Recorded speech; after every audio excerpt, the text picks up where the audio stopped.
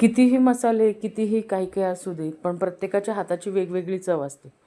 तर माझ्या सासूबाईंनी ही शिकवलेली मला चटणी मी आज तुमच्यासमोर शेअर करते ही रेसिपी.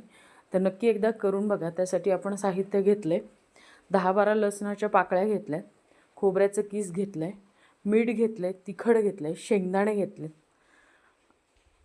आणि जिरे घेतले आणि आणि हे सगळं एका छोट्या मिक्सरच्या भांड्यामधून फिरवून घ्यायचे. अगदी झटकीपट होणारी ही लसूण चटणी आहे. हुरड्यासोबत तुम्ही खाऊ शकता, भाकरीसोबत खाऊ शकता किंवा एखादा आजारी माणूस असेल तर त्याला जर तोंडाला चव नसेल तर तुम्ही ही चटणी त्याला देऊ शकता. एकदा नक्की करून बघा आणि मला सांगा कशी झाली आहे ते. तुम्हाला माझं चॅनल आवडत असेल तर लाईक करा, सबस्क्राईब करा आणि कमेंट द्यायला विसरू नका. ओके, चलो बाय. Thank you.